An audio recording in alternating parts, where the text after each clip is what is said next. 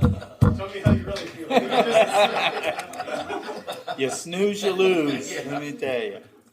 You'd think he was on the clock. Yeah.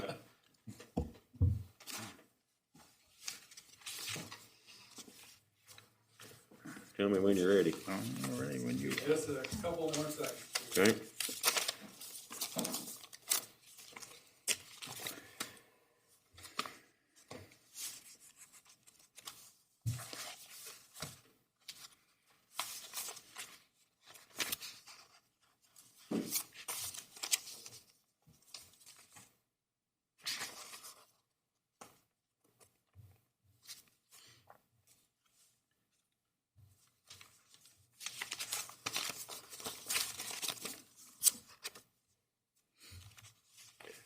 All right, we'll call this meeting to order.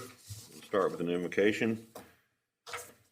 Lord, watch over us through the winter months. Help us all to stay warm and help us to make decisions that are good for our citizens of this good city. Thank you, amen. Pledge allegiance. Pledge allegiance to the flag of the United States of America and to the republic for which it stands, one nation, under God, indivisible, with liberty and justice for all. All right. We are ready. Do I have a motion for the consent agenda? So moved. Second? All in favor? Aye. That passes. Did anybody in the audience have a comment? I don't see anybody signed up, but we'll give you the opportunity. Okay. No comments. Glad you reminded me. Ken, I believe this rolls into your portion of the meeting. Okay. You know, the first thing I want to start off with is some really good news. Obviously, I think everybody's been reading some of the information and news in the paper and even on the television about last week and how rough it was for the electric utility industry across the country and the impacts it's had on individuals. And definitely our thoughts and prayers go out for the people that's been adversely impacted, by this unique situation. But the first thing I was wanting to do was kind of highlight the award that we were bestowed by the Hannibal board by United Way of the Mark Twain area and stuff for Business of the Year. So obviously our employees did an outstanding job last year, stepping up and being good corporate citizens. I think some of the highlights was the inaugural United Way giving campaign that we implemented, and a lot of employees are going to donate additional resources for the United Way. We were able to secure some CARES funding for folks. We had a lot of people go and help out with the Salvation Army and the buddy packs, and all that's just really good stuff by our employees, and they're always willing to help out any way that they can. And I was really excited about receiving this award, but anytime you're in the middle of a pandemic, it's extra special and stuff. So really, our employees need to be recognized for that and the great job, and we really appreciate the United Way recognizing it. Denise does an outstanding job over there, and it's a really nice award, and we're really appreciative of it. So I think we kind of highlighted that in your board report, but just wanted to make sure we got it on the board meeting today. The other thing I was wanting to kind of go into was the APPA legislative rally. This is the trip that usually a board member and maybe even city council goes to Washington. Obviously, with the pandemic, it's not going to be a trip anymore or a meeting in person. But on March 1st and 2nd will be the legislative rally. We talked a little bit about it last month, and it's going to be virtually held this year, so we'll have to think about it. But if you guys are interested in attending that, we'll get you the agenda. Tomorrow, we're actually meeting as an industry to kind of formalize, the discussion points and the topics that we'll be conversing with the senators and representatives on. And I was just going to highlight some of that. I'll be forwarding you all the bills that's out there on the list so you guys can kind of start reviewing it. But, at the federal level, some of the main discussion topics include climate change, telecommunication and broadband access, municipal tax policy, economic aid, which would include fully funding LIHEAP, which is awful important right now for low-income home energy assistance programs. I think everybody kind of saw the water treatment incident, so there'll be quite a bit of legislation that was already in place moving forward for cybersecurity, vigilance, and then hopefully doing some economic stimulus through infrastructure. So there's several of those bills that's out there, and so those are the main discussing topics at the federal level. And then at the state level, some of this would include municipal utility service territory changes and governance oversight. That's one that could particularly impact us. If that bill passes, it essentially wouldn't necessarily define service territory by annexation. So there'd be a lot of things that might have to run through the Public Service Commission. So that's still yet to be defined. Even at the federal and state level, there's going to be several pieces of legislation for COVID-related items, liability, and some of those items that we'll monitor rather closely. Net metering for customer-generated assets. Obviously, with the things that took place last week and moving forward, I think you might even see more distributed generation and ending up on the systems just to kind of hedge against maybe curtailments and some other things. There's the Sunshine Law Amendment that's out there, and it's more of a Utility Customer Information Protection Act. But some of the consumer information that we have on our system would be sunshine protected if this bill passed, and just kind of protects the customer's usage and some personal information from being sunshine because they've entrusted it with us. And like I said, more for consumer protection than anything else. Broadband accessibility, obviously that's a big topic with virtual learning and remote learning that's taken place, and it definitely showed that there's a lot of areas in the state that is underserved on the broadband or internet side of things. And then there's probably going to be several pieces of renewable legislation. One specifically is a tax credit for electric vehicles. So the one thing that would be beneficial for us is it might even add load of an evening, which would be a good thing from a capacity factor or load factor standpoint. And then eminent domain rights is another item that's out there, and that kind of gets involved with the Grain Belt Initiative of being able to determine if you have eminent right to install utility facilities. So that's probably going to be one of the more contested piece of legislation. So that's something that'll be monitored. And then the other thing that's kind of hanging out there is stranded asset securitization for investor owns. And that's kind of fallen under the Electric Bill Reduction Act or EBR bonding. But it would kind of allow them for any asset that hasn't reached its end of its useful life, or they've got financing against it, that they might be able to remove that off their balance sheet and get it bonded through some other financing mechanism. And then it would actually reduce their rates that they would be charging to their customers. So that's the reason it's kind of underneath the Electric Bill Reduction Act. So those are the things on the legislative front that you guys will be seeing. I was just highlighting a few of them because you'll see all the bills out there. There's a ton of bills. So if you click on that link that you'll be forwarded, you'll be able to see the summary of everything that's kind of going on at the federal and state level. Obviously, the one thing I wanted to highlight a little bit was the past week and the impacts that it had on the electric utility industry. I think we try to get out there and communicate with our customers. That would be a good thing for them to conserve energy or conserve their usage. We kind of reached out for really just a couple of reasons, and one, to help them reduce their bill. Obviously it was extremely cold temperatures, so some of the things that they could have done to, even turn down their thermostats was going to have a big impact for them. And the other thing is that, with the maximum generation alerts that were out there that were issued, mostly in the southern part of MISO, we really were never requested to curtail or reduce our load. But we kind of thought if we go ahead and communicate with them and we could reduce our load, that would minimize the chances of the system getting imbalanced, during these challenging periods, because the margins were extremely thin between the supply and demand side of things. And then the other thing is it would have minimized the amount of energy that we would have had to purchase on the spot market. And that's one of the things that really today we've been kind of looking at what this financial impact might be to Hannibal. There's a lot of systems, and it's going to be investigated and looked at.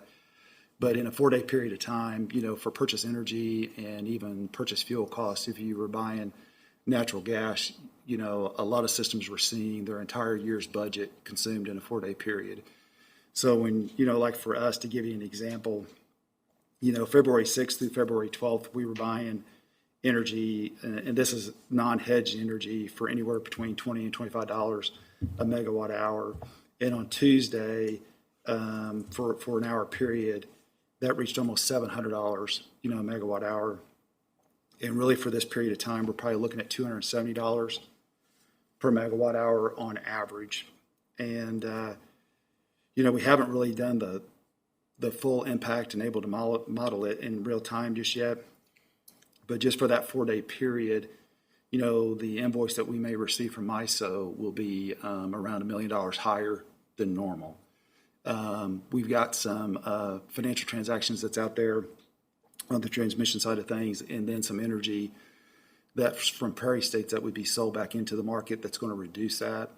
But literally for that 4-day period, right now the estimate's looking anywhere from $600,000 to $700,000 more than what we would have normally spent, during those days. So when you look at this across, MISO, SPP, and ERCOT, this was a big event. It's a big event for the customers. It's a big event for the utilities, and the financial consequences are pretty severe. And really, until we get more information, you hate to talk too much about it until you're really able to get in there and investigate it. But right now, we're kind of starting to make the plans to assume $700,000 to $1 million over the next 2 to 3 weeks would be above what our normal expenditures would normally be. So just wanted to highlight that. The one thing that I do want to reiterate, though, is that right now we're not seeing any need to raise rates. The customer impact that they'll see on their bill will be to higher usage because of the colder temperatures. So they won't see a rate adjustment on this. We'll do the best we can to kind of mitigate the impacts to the customers and adjust some other expenditures. We're coming off the ice storm, and so some of the things you're going to be seeing in your financial packet is the impacts of the ice storm. We've still probably got about another $7,000 outstanding from the ice storm that'll need to be paid this month. But I think Paul did a great job of presenting the data. But right now, year to date, we're tracking pretty closely to prior years. So, and then really this month we'll kind of assess what the last week did to the system and look at it overall. But the bigger thing is, like I said, no rate increase is from this. I think there's going to be an investigation into the overall pricing and maybe even some assistance.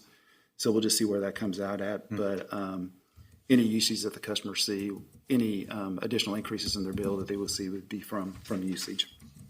So, for natural gas prices, where you're looking at $3 per million BTU, went over to $300.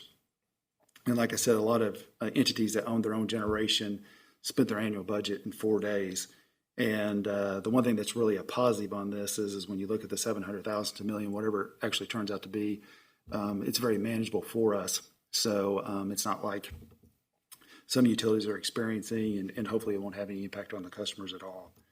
So kind of with that, I was going to kind of highlight, MISO is making some recommended changes to ensure resiliency and reliability of the system. They will have some economic impacts possibly, but right now you kind of bid your capacity on an annual market where they're wanting to go to more seasonal auctions. So you'll actually see capacity bid in for a summer type of environment versus a winter environment, spring, fall. We'll see what that ends up doing, but right now it's just bid in, once a year. And then generation capacity resources accreditation would be kind of in the tight margin hours, which is what we saw last week. And tight margins mean that the supply reserves are getting very, very thin in its ability to support the demand. So when they call on systems to be able to provide that power, if they're not able to, then how it's rated and what kind of resource capacity authorization they get would be impacted by that. So, and then your zonal capacity requirements, we're in zone 4. There's 10 zones in MISO. And like I said, the zones performed extremely well. But 50% of your capacity reserves would have to come from that zone to ensure reliability and resiliency in the system. So those are some of the things I was wanting to highlight. And I've got 2 more items. But like I said, I know this is a big discussion topic. So wanted to see if you guys had any questions or additional information we can provide you on really the last week. Because Tuesday through Friday were the big days where you kind of saw the market get extremely volatile and extremely expensive. So, possible assistance. What do you mean by possible assistance? Well, I know that they're going to go through and try to see if FEMA or somebody will come in, at least for ERCOT, to minimize the impact on those customers and those systems down there. I think the industry is kind of reaching out to the president as well as senators and representatives to try to go ahead and look and see if some of this pricing could be capped. I can't say it's going to happen for this event, but going forward, should prices go all the way up to $700 per megawatt hour or not? I mean, should they be 100 to 200 times higher than normal? So, but anyway, I think there'll be some federal assistance probably for Texas. I don't know if anywhere else, but Would that be is that market rate, or is that what the an individual supplier is charging? In other words, without some oversight. Really what that represents is everybody has a node where their locational marginal pricing is calculated. And so for that node, depending on the supply and the resources that's available, the independent system operator, whether that's SPP or MISO or ERCOT, would calculate that price. And it's kind of an integrated market. So it's just kind of set by, the supply and demands and what somebody's willing to pay for the energy. The one thing that's unique about this compared to other markets, you have to supply the energy. I mean, it's I think we're finding out just how essential utility services are. I think everybody always knew that, but when you don't have them, especially in the extreme cold conditions, you pretty much have to secure the resources to provide to your customers and stuff. So you don't have really an alternative not to buy if you really need to be able to provide that energy to your customer base to meet the load.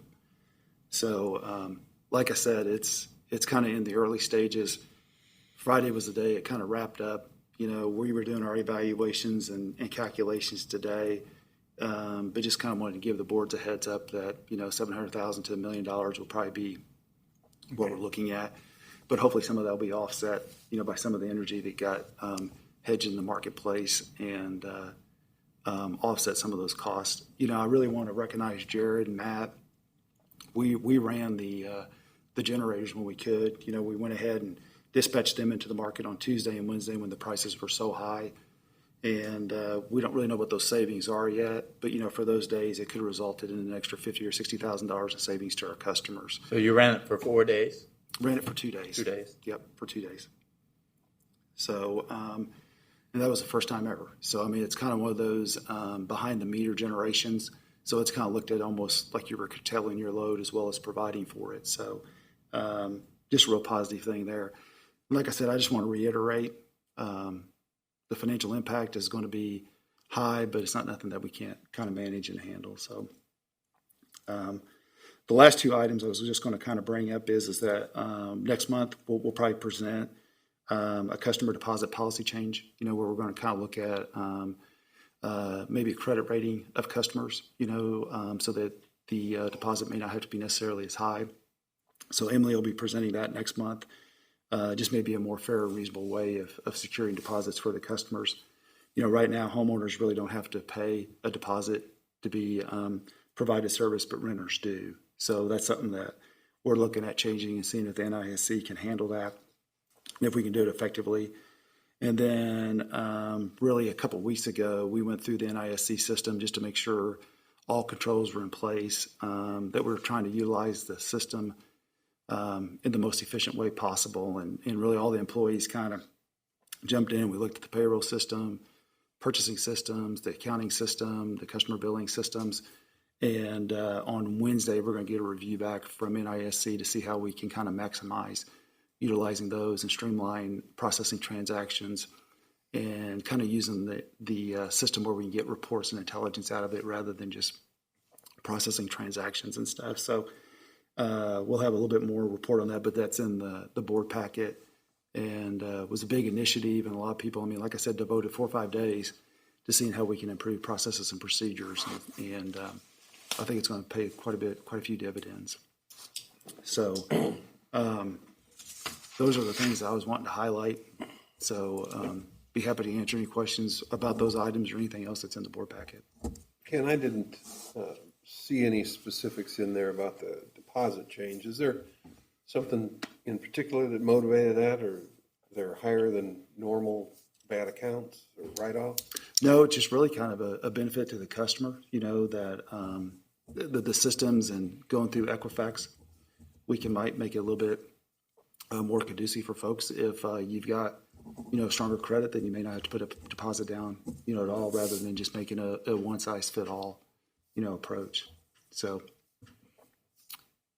but, and like I said, we'll do that. I just, we've always tried to make sure that the board hear things 3 or 4 times, before they ever have to make a decision. So that's something we're still kind of working through the details.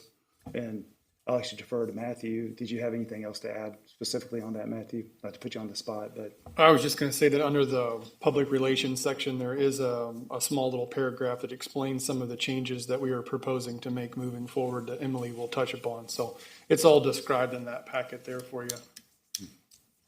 So, that's all I have. Thank you. Yeah, thank you. All right. Matt, I believe you're up.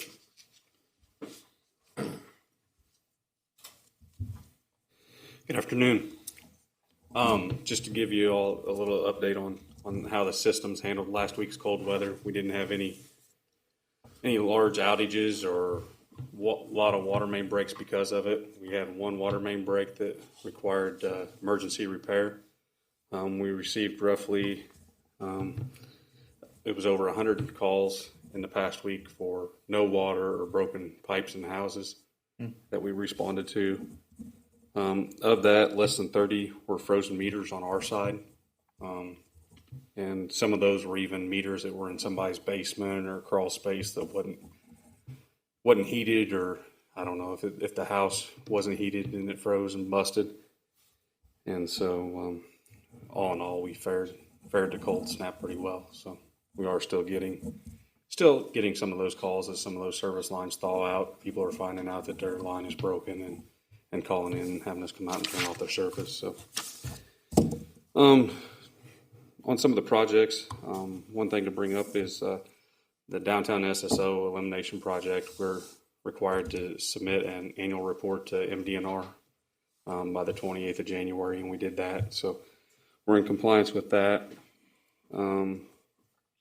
Martin Street, all the utilities are installed. Now we're just waiting on the weather to cooperate to where we can go do some of the restoration work, repair the curb and gutter, replace sidewalks, and ultimately lay down new asphalt street once the asphalt plants open back up. So North Street storm sewer, the Corps of Engineers continuing to work on their portion of the project. They hope to go out to seek quotes to get their portion done here in the next couple of weeks. We've got a call with them scheduled for tomorrow afternoon to go over some contingencies should they have it open and we get a big rain event. What do we do?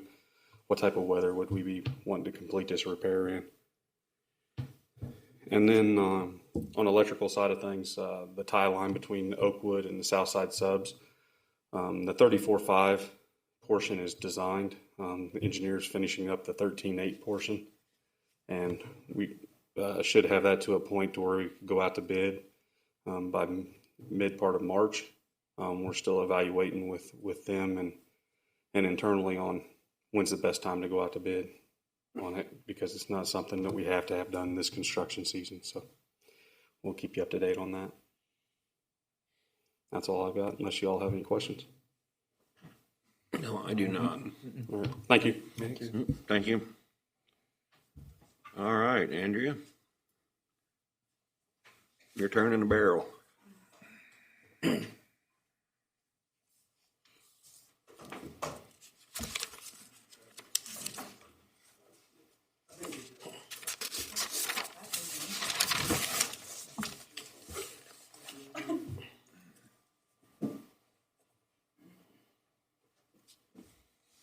Okay,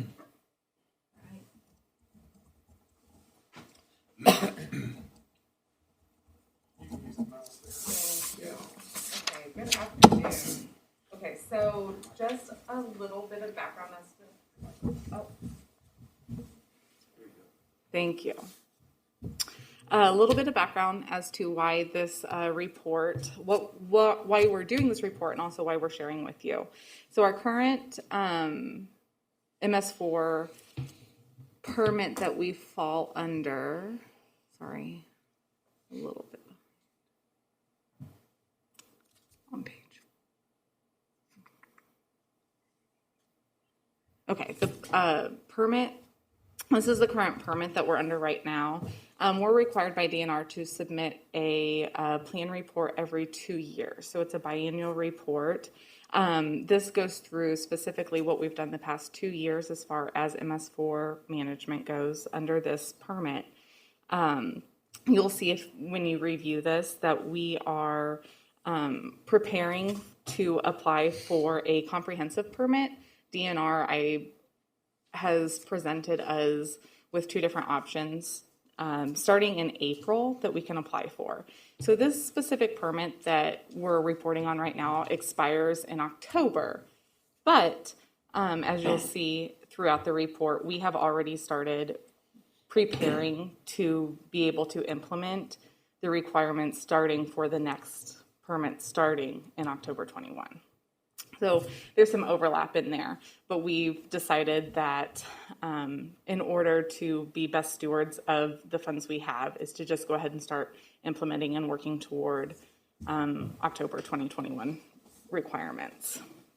So one of those requirements starting in October 21, the next permit, is that we will be required to submit an annual report. Instead of biannual like this permit, we'll be required to do that annually. So you'll be presented in a report just like this on an annual basis starting this next permit cycle.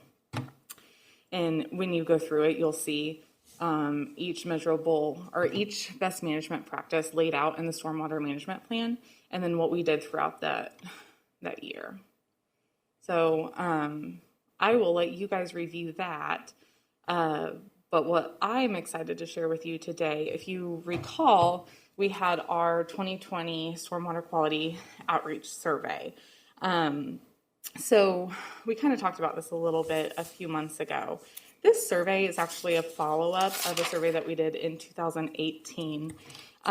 Basically, in our current stormwater management plan, it says that we are going to use the survey in measuring the effectiveness and evaluation of other practices, including our BMPs 1-1, 1-2, 1-3, 1-4, 3-6, 1-7. There's a multitude of BMPs that we're going to use this survey for. And ultimately what it is that it helps us measure the success of our education outreach program. So I'm just going to go through the results of the survey with you guys and just touch on some different things that I noticed that really show that we're being effective in our messaging. So it's pretty exciting.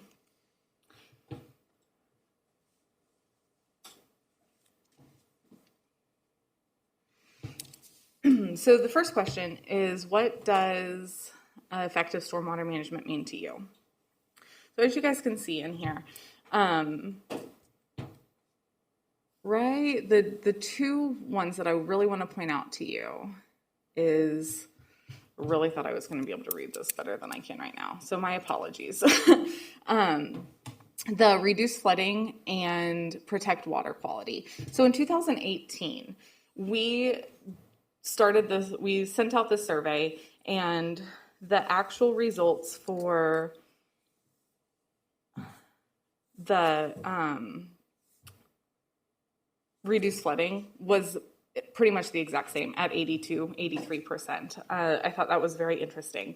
So if you guys recall, the MS4 permit doesn't really focus on the quantitative side when it comes to stormwater at all. It's all about water quality. So right from the get-go, we wanted to set a goal that we help our citizens and stakeholders recognize the importance of stormwater management when it comes to recognizing its effectiveness in managing stormwater quality.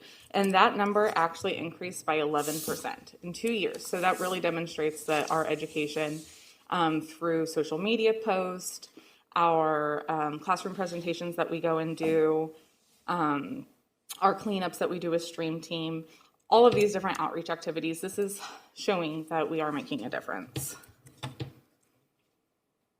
Question number 2, in your opinion, how important is stormwater management to protect the water qualities in your local water bodies? So interesting here is this number here, extremely important. In 2018,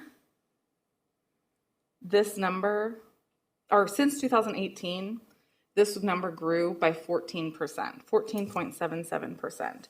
So this number is indicative here. Previously, we can see that there's an increase of that community realization. This number here shows that there's an increase in the significance of that realization. So although in 2018, this showed 38%, or excuse me, I'm going to mess up these numbers. Again, apologies that I'm not wearing my glasses, but you can see the full comparison on page 13 of the actual survey results, where I'm just going to go down there real quick because it's going to help me visualize myself as I talk to you guys. So you guys can see here, extremely important versus 2018 versus 2020. See that increase? They had that realization that it was important, but now that jumped 15%. So that's really showing that what we're doing is making a difference in what we're showing them.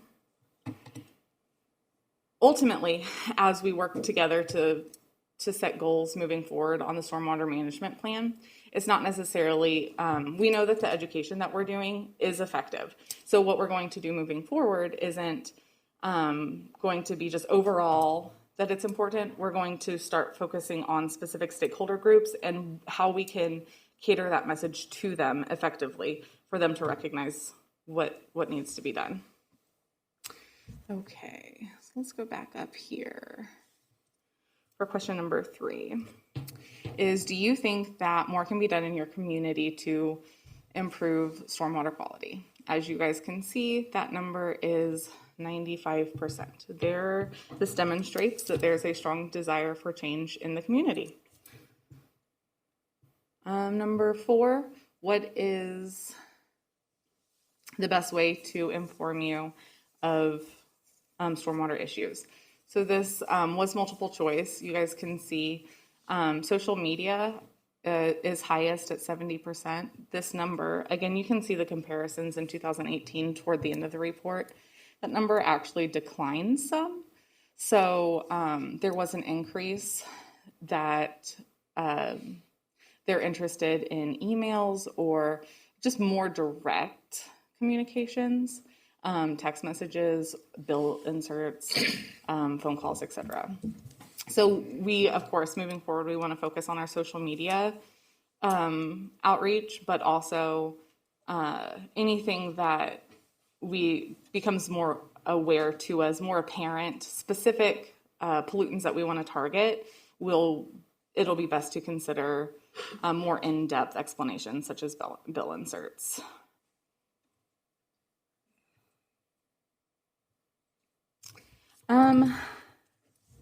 Number 5, this is actually my favorite question. In your opinion, what is the water quality of local water bodies within the city of Hannibal? So this question is worded very subjectively. It's included purely to generate an understanding of how the public views the water quality in our streams of Hannibal. So the fact is that truly the water quality has yet to be determined. DNR doesn't require us to test. They don't test themselves. But what we have found during our stream team water quality monitoring trips is that we have found it to be demonstrated to be fair, good, or excellent every single time we go out to the creek. So if you really want to be as objective as possible in answering this, the true answer is do not know. Ultimately, though, if you're a high school ecology student and you've been in that creek, you're going to be excited about all the different macroinvertebrates we found, and you're going to mark it very good, good, or fair. Ultimately, though, when you see an indication of poor, that is, honestly, it's purely opinion. So that, to me, I kind of look at that and I'm like, okay, we want to change that number. Either to show them with actual qualitative data as to the water quality is good, fair, etc., or that they just don't know what it is, and we want to show them that.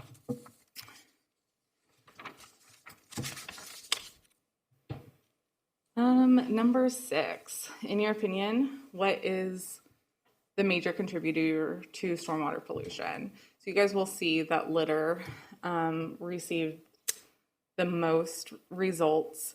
And this is not necessarily surprising because litter is considered a visible polluter. So, of course, when it rains, anything that's on the ground, whether we see it or not, is going to be picked up and carried through the watershed just like that water is. And so litter is the most visible of that.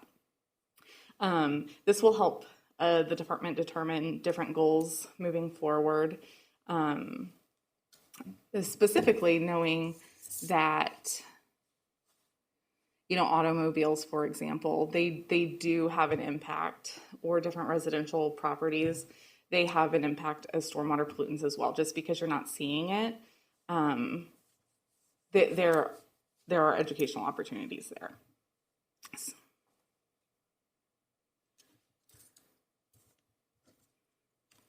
And number 7, what of the following would you like to learn more about? So there was a general overall increase in the different topics that people wanted to learn about. Again, I considered that a win because this was one that you could go through and click any or all that you wanted to learn more about. So just seeing that there's a general increase in all of these topics means that there's an awareness. We just have to specifically demonstrate to our citizens what we can do, what they can do to help reduce stormwater runoff, the pollutants. Lawn care, I thought was interesting. It actually went from 15% in 2018 to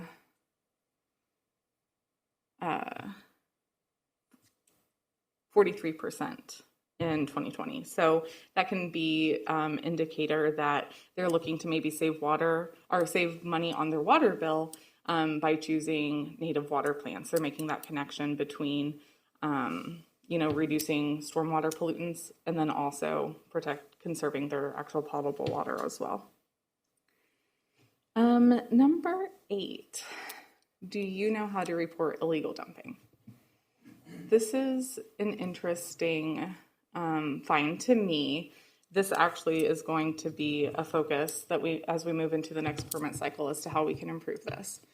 As you guys can see, 81% of people said that they do not know how to report illegal dumping.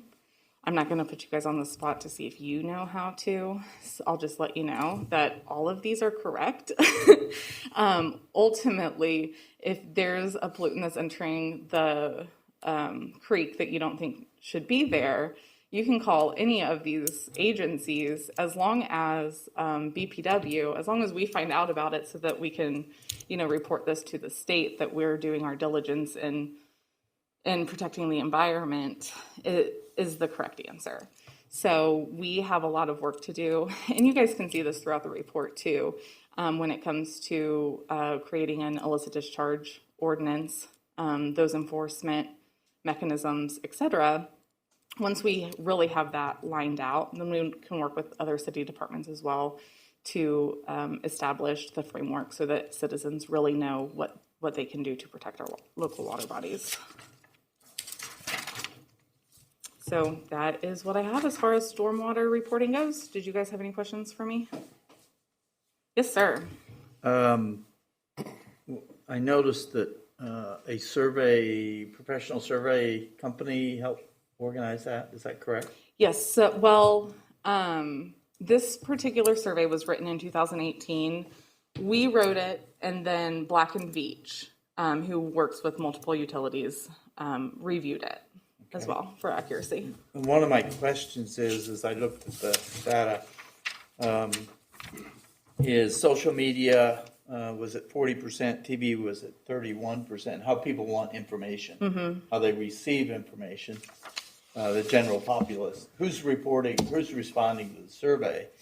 When I read it, my wonderment was, because I didn't pick up on those statistics, was folks over 50, 60 in particular, who are not social media savvy, how are we, they can't respond to that online survey or don't. Doesn't mean they can't. But, so TV and radio or TV and newspapers is their source. Did we tap into that, or did we simply use the database or the website? It's a great question, Bill. So the website itself was utilized to administer the survey. When we sent the survey information out, we did do a press release. So in regards to that press release, I went on KHMO and discussed it with Harold, that everyone had the opportunity. It was also in the newspaper that there was a survey that if you couldn't make it online, to please give us a call.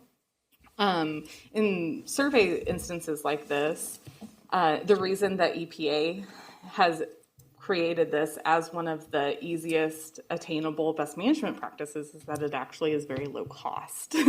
So what makes that low cost is by creating it digitally and providing it to our digital customers. So are there other ways of engaging with different demographics?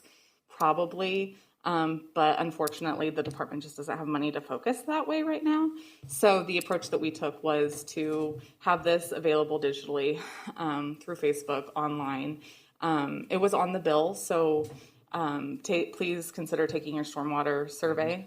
And of course, the link was provided, or it said that you can go on our website. But of course, we encourage them to call and take it as well. Of course, I've noticed the Facebook link that the board has. In other words, those numbers that, or people that are looking at that, I think it's over 2,000. And that's a bigger audience to tap into if it's a click for them. But I was just curious. Sure. No, it's a great question. I also get kind of tickled because in 2018, we had 116 survey results. In 2020, we had 120 survey results. And I know when we look at 2,000 people who follow our Facebook, that doesn't seem like a lot. But the city of Columbia administers the same survey. Very similar. They had 118 results. So we have a very engaged community. And, for that, I'm thankful because it's this feedback that we're able to go and administer. So I don't want you guys to think, oh, only 120. 120 is a great number. Anybody else? Thank you. We're good. All right, thank you.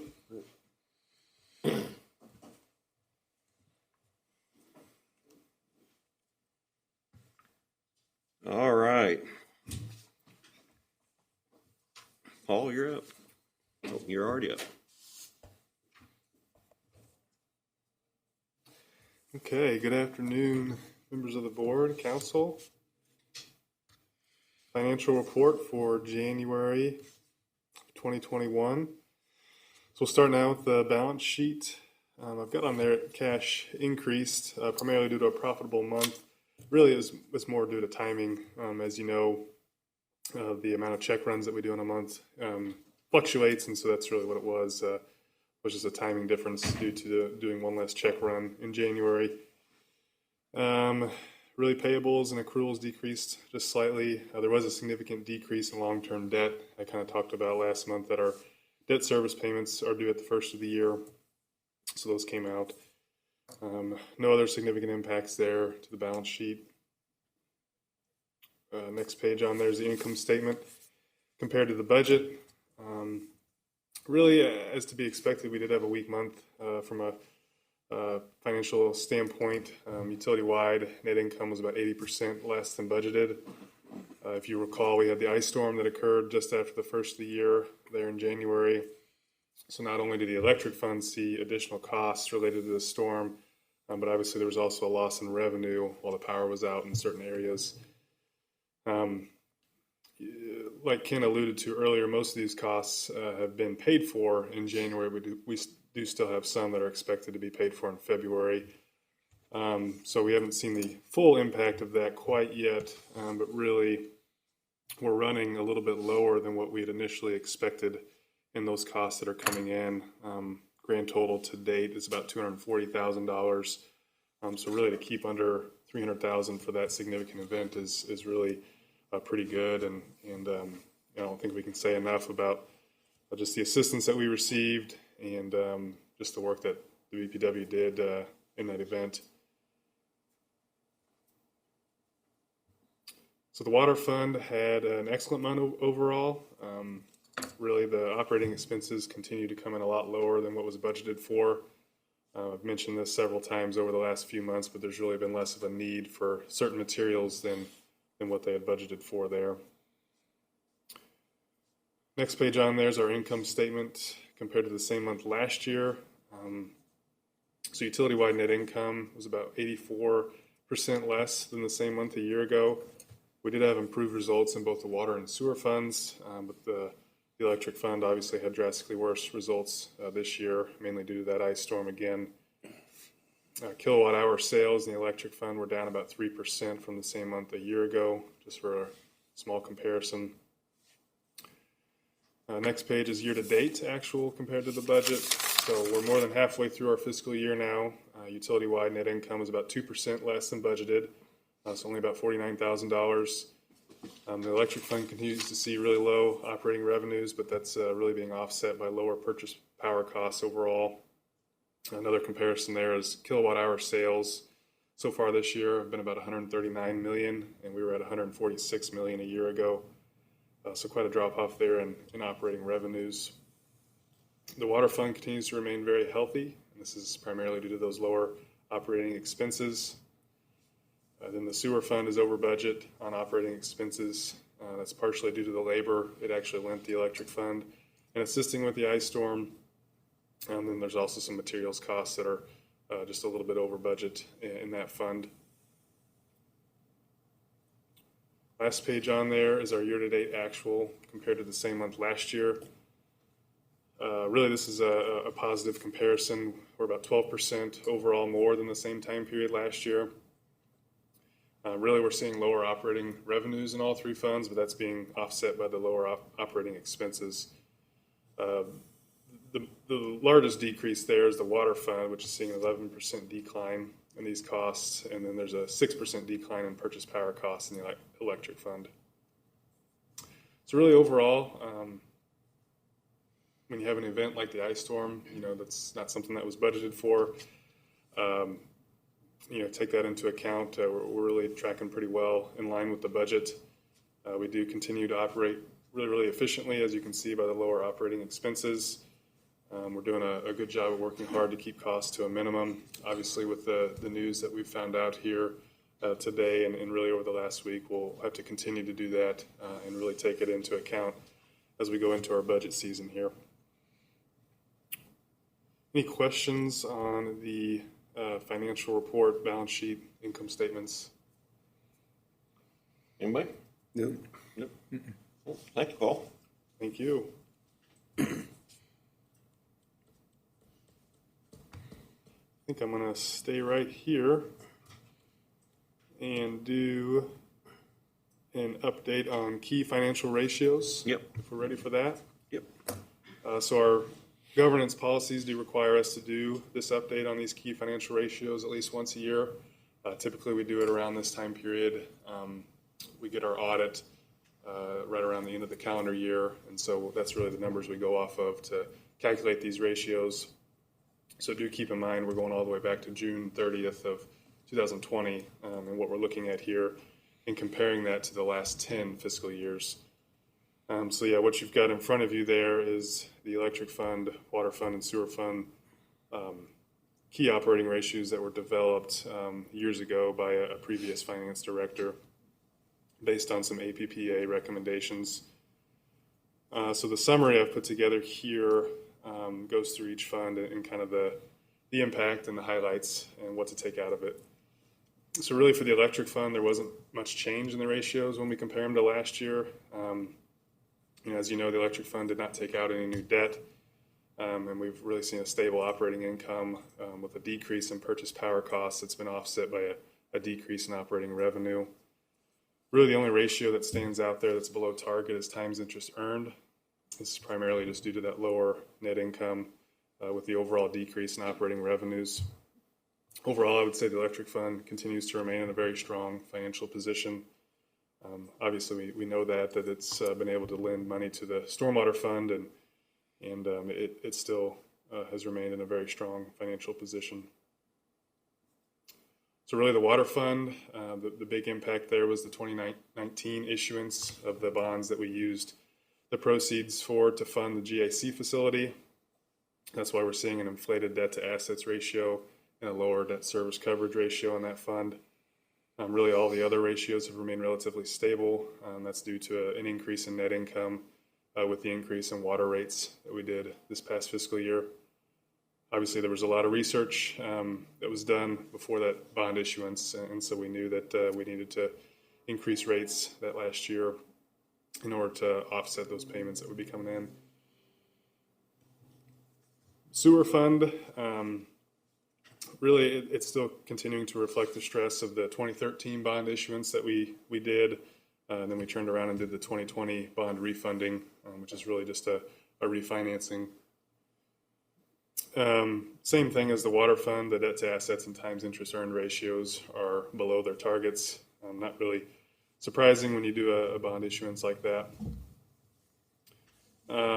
If you look at last year's number, it's really, really high, and the reason for that is kind of explained there. Really, it's because the principal and interest payments that we would have expected to come out in fiscal year 19 really didn't come out until fiscal year 20, which is why that's so artificially high. The sewer fund also saw a significant reduction in net income. It's primarily due to an increase in purchase services. So this did cause the net income per revenue dollar ratio to fall slightly below its target as well. So really overall, there's just two ratios company-wide that are below their targets. That's debt to assets and times interest earned. I really mentioned kind of why that was for both the water and sewer funds.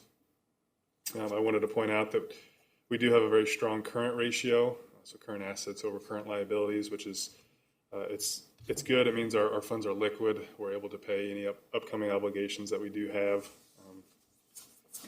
And I did want to point out that these calculations do exclude the stormwater fund at this time based on the lack of a revenue source.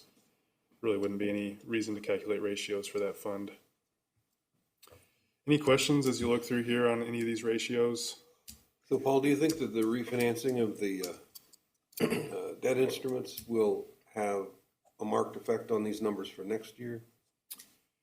You know, it could. Well, it's the refinancing was kind of unique. I think a lot of those savings are going to be seen on the back end in that I think if I recall, our principal and interest payment didn't really change. I think we just lowered the amount of time. So basically, it's the same amount of proceeds that we got. We're just paying that over a shorter period. Okay. I believe is how that worked. And so, you know, I don't think we'll see much of an impact there until really the end when we go to pay that off.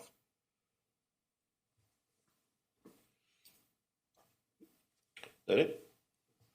Good. Sounds good. Thanks very much, Paul. Okay, yeah, thank you. All right, it's that time again. Any comments? I have no comments. Wow. Any general discussion? Anybody? Okay. You're up, Bill.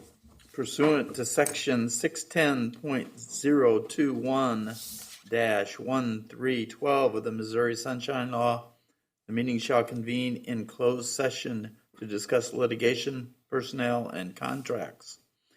Admitting board members Fisher Dees Ortworth, Ken Reesner, and James Lemon, attorney. Can we delay that just 1 second?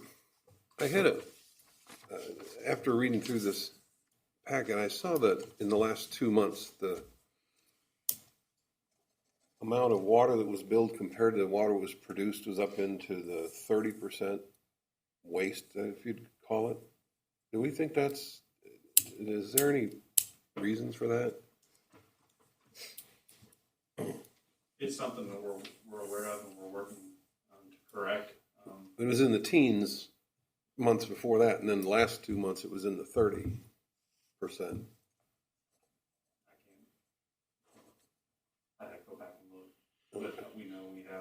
high unaccounted for water. Okay. And it's something we work on annually. Mm-hmm. We bring in a guy to help us locate leaks, listens on hydrants and stuff in the middle of the night so that we can help pinpoint some stuff.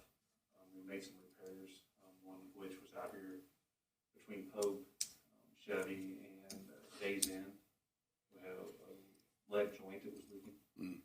And did some work out there overnight to try to correct that. But why it jumped from 16 to 30% over the last couple of months, I don't know. I'd have to go back and look, but I'd be glad to.